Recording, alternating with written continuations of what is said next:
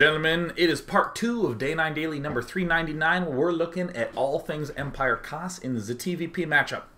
We've seen him do a pretty standard Terran vs. Protoss opening, has the usual look, Marine, Marauder, Medevac, starting those upgrades, but he snuck in a third command center. Yeah! And now has a ton of SCVs. Spent a little longer on the opening than I think many Terran players would need. However, there are plenty of Terran players out there who struggle with just having a basic good ordering in the opening. Because it's so easy for people to go, Marine, Marauder, Medevac, you just do it, and not point out all the ultra nitty-gritties. Likewise, in part number 2, what we're going to look at is the way that Empire.Kas is going to manage the mid-game and end-game. We're actually going to finish this replay. We're halfway through, time for the second half of it. And in this second part, I want to talk about things like moving your army around, buying yourself time, and managing expansions. And that is the most important concept of all time. I don't mean to make everyone in the chat go crazy as my collar is folded. Actually, you know what? Screw you guys. I'm folding the collar up. There, yeah, good luck focusing now. Ha! Awesome. The most important concept for mid and late game play is the notion of managing expansions. Just as at the start of the game you would say something like, oh, he only has one gas geyser, he doesn't have enough to get cloaked banshees later on. Or, whoa, he has no geysers, he must be early expanding. That's fine, I'll fix it. All those sorts of statements are statements about opening build orders, which I think it's pretty easy to wrap your head around. But in the mid and late game, it's the same thing, but with expansions. Instead of little tiny details like, ooh, my god, he's missing some SCVs. Is he proxying me? It's big details, like there's not an expansion here. There is an expansion here. And just trying to keep your opponent low on those, or at the very least have a sense of what he's doing based on those, going to help you so much. So first of all, we're just looking at this remarkably high SCV count, just so freaking high from that early, third command center. I think it's interesting to note this concussive shell is quite late coming out. I don't mean incorrectly late. Empire.Kas has chosen to get this last of all upgrades. Wants to make sure that he can have stim and combat shield done. There's the stim. Combat shield also finished. Again, these very super duper early upgrades. Getting them en masse. And look at this. Suddenly also able to get a Ghost Academy started now that his third is landed. When that third goes down, tons of things happen. Upgrades, Ghost Academy, more barracks, getting tech labs on both of them, producing medevacs 2 at a time. This is ordinarily very hard to sustain because you need a ton of gas for double medevac, and lots of marauders, and upgrades, and ghosts. But you can support it by getting this very early third command center and third base.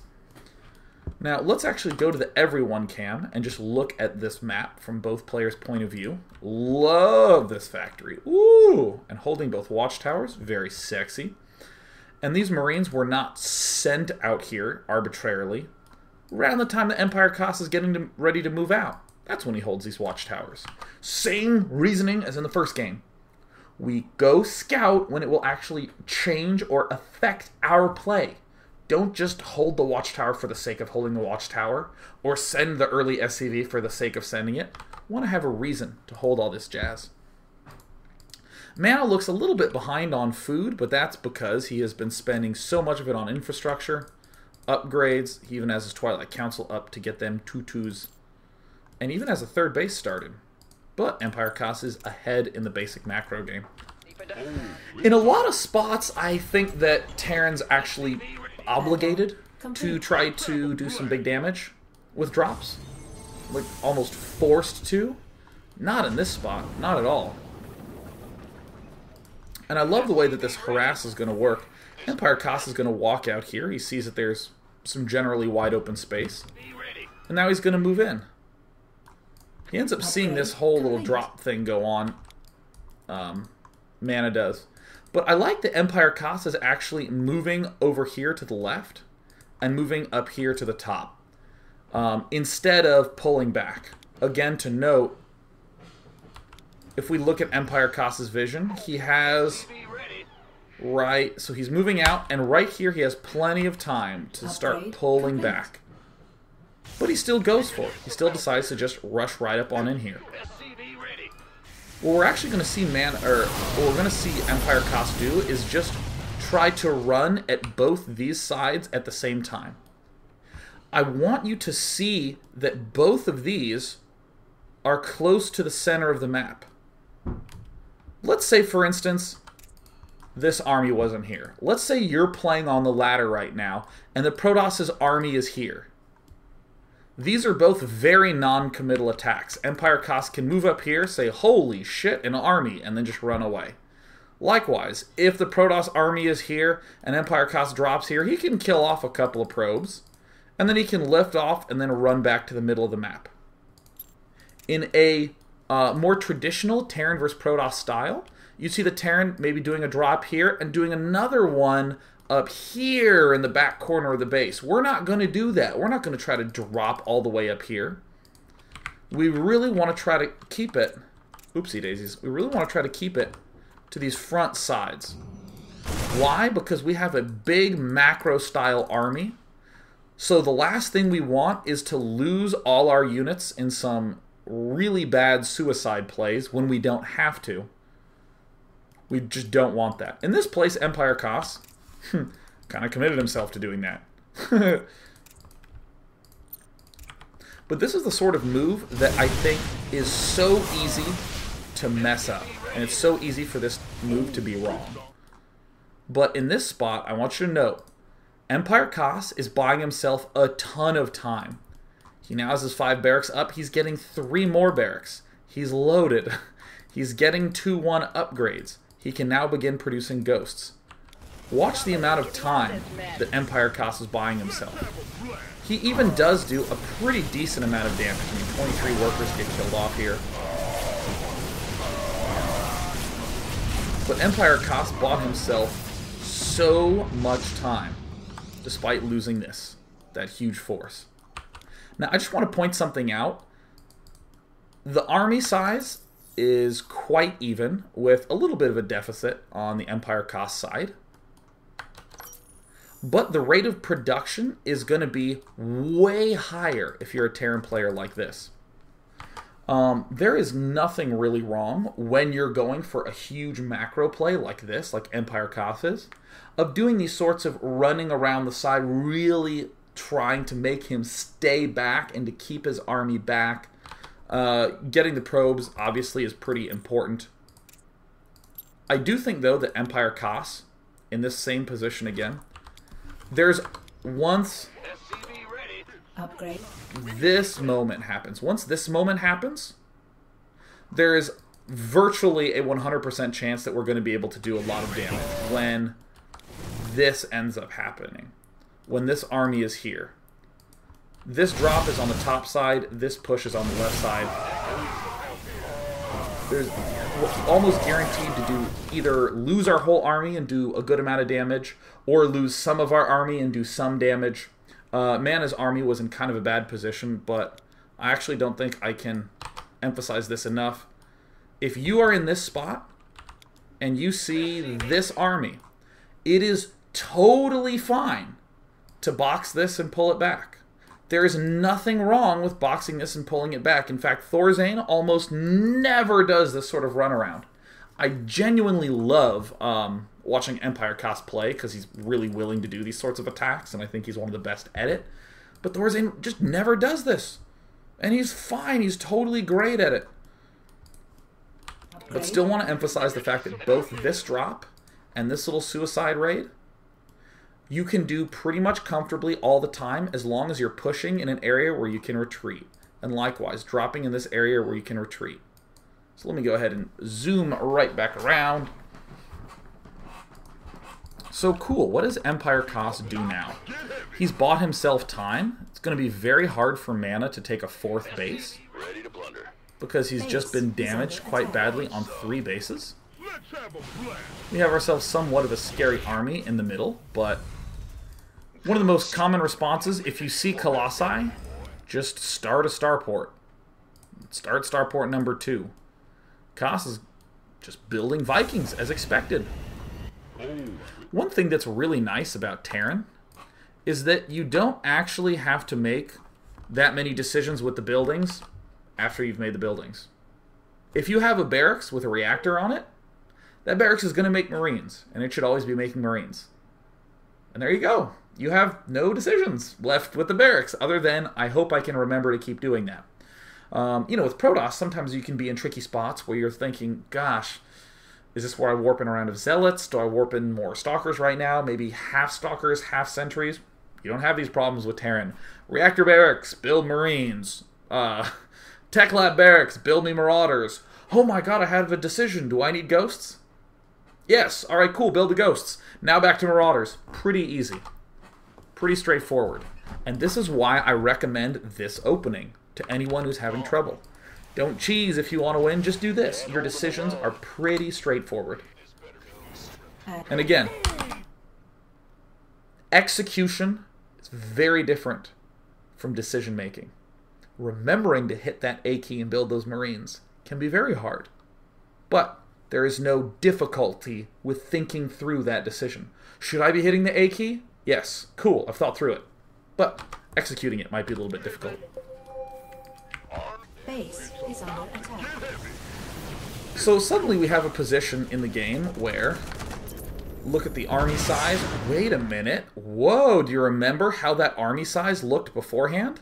If you didn't, don't worry, because I can take care of you. Yeah, it was at 1310. Yeah, look at that. And if we actually back up even farther, if I just hit that B button once or twice, ugh. Oh, 46 to 53. But this is what is so fun about any build which has a lot of macro behind it, such as this early third orbital command that has a lot of power of economy. Whoopsie daisies. You can just get ahead by just sitting down and building stuff up. Ordinarily, you'd need to do a very complicated, difficult dance with your Vikings and all this stuff, but as long as you're hitting your D buttons and your A buttons, and making sure you're hitting your upgrade buttons, you're in good shape. So, EmpireKas thus far has sort of held back until he got, what? 2-1 upgrades. Boom, 2-1 upgrades. Makes it very easy. First attack, we moved out right when our medevacs were done. Next attack, moving out right when 2-1 is done. Easy. This build plans itself. Now, as we're moving out, you can look at the minimap with me right now. We have absolutely no idea where our opponent's expansions are located. We don't know what he has, other than a couple of Colossi and some basic ground units. Where should we end up going? Notice that EmpireKas is coming to the left. Why is that? Because this watchtower is close to where the likely fourth expansion is. Hooray! Easy peasy. We're building some more command centers as we can afford it. We're getting reactor on our starport as we can afford it. Pretty straightforward decisions. Add-on complete. Normally in this spot you need to do a complicated dance, but not when we are just in our big en masse macro mode. There's the scan. And with just 2 medevacs, one of which actually falls, we stim, hit with EMPs, and just go for it. Often your Protoss opponent will retreat here. Often he will not engage. But I would love to emphasize the fact that, you know what? If he is in the mood to engage, then you should go for it. Notice how EmpireKas is going for this third base. He's going to go ahead and hit this third. I want to point something out as well. It's easy to say, well, what if there's a fourth expansion here and he's not seeing it? I think it's far better to move up here and realize you can't break it and then pull back and kill this expansion. That's so much better than it is just to go and kill that off. This is what we call a cut-in. You want to cut in towards your opponent first. Put him in the defense in an exact location. Then say, can I attack? Yes. Then kill it. Can I attack? No. Pull right on back. So important to do cut-ins. Mineral field depleted. There we go, yet some more stimming, microage, killing off of the Colossus. And Kas did not go straight for the heart. He's trying to kill off the outer expansions. As he's doing it, obviously taking another expansion of his own. But this can be quite difficult to know what a general game plan is in this matchup. Because everything is so big. And my favorite phrase ever, mid and late game, is about managing expansions. Do you know what Empire.Kas did right as he killed this off? Scanned this area. Sweet. Back home, he's just hitting A and D and, you know, making sure his upgrades are happening. No interesting decisions happening here. This is where the interesting decisions are happening. He does a cut in here, scans this, and then let's watch what happens. Cleans this place up, keeps the Vikings over this little patch that's oh so Viking friendly. And now Empire.Kas pulls back. Now this can be kind of weird because we look at this army and someone might say, well, you know, Empire.Kas, yeah, he could take that. It's not whether he could take it or not. It's almost always incorrect to push in there. Almost always. Why? You have about half an army here and another half of your army here. So just pull back, rejoin them together, upgrade, and go for it. Incidentally, we have a little bit of a rough time, but that's no big deal. We're still... Look at that. Empire.Kas doesn't even attempt to engage this. There's no reason to send half an army in, let it die, and then send another half army in and maybe win, when you can have your whole army pulled together and make a much bigger splash forward. Upgrade complete. There we go. Alright, that's so great. Easy peasy. Love Empire.Kas. And now, per usual, it's all about managing expansions. One of the spectators is indeed pointing out that this is a planetary fortress, getting more expansions up. Well, Empire.Kas is actually going to expand here, build a planetary, and he's going to build 2 more planetaries over here to secure his expansions. Why is this a correct move to do? As long as Protoss can't take this and can't take this, Empire.Kas is going to win the game. Upgrade complete. Look at that. Scanning right here. Rejoined his army together and scanned up right there. Love it. I mean, he is just dominating right now. But when does he push again? Okay, so we saw him pull back. Alright, you're gonna love this. It's so great, because it's so easy. I love this. When does he push again?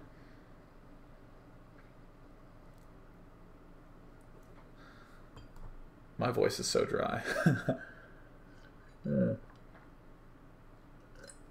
Ah, yeah, 3-2. Perfect, cool. Right, when does he push again? Right when 3-2 is done. Boom! 3-2 upgrades. Cool, our first thing happened right when Medevacs came. Second one ended up happening right when 2-1 came. We did that 2-1 attack. Nearly killed Mana. We pull right on back. And then what? We just wait till 3-2 happens, do some scans, figure out your plan of attack.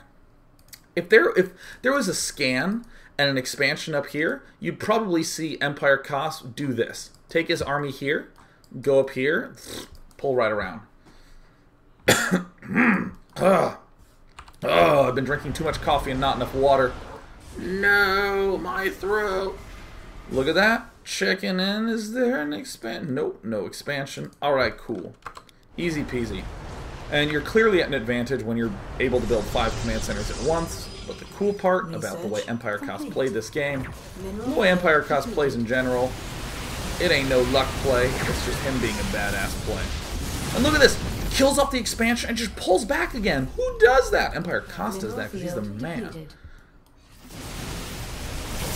And then he gets into these engagements, which end up going his way because he has 3-2 and a million units. And there's the good game. 77 SCVs. Orbital commands and barracks. Look how many buildings he has. That's so cool. It's pretty straightforward. He was maxed. He had 2,000 minerals. Yeah, look, I even see someone noting it in the chat. He had 2,500k minerals and 1k gas. And the instant that fight happened, he has so much production. He's able to make 9 ghosts at once and 8 marines, and boom, his money plummets again. Sweet. We're going to take, again, 2 to 3 minute break before part 3. And in that game, we're going to actually watch Empire.Kas do this same build, but it's going to end up being a loss. And we'll see how close the difference between a win and a loss can feel, and sort of things to avoid. Oh, by the way, not 2,500K, 2,500. 2.5K, 1K. Stupid metric.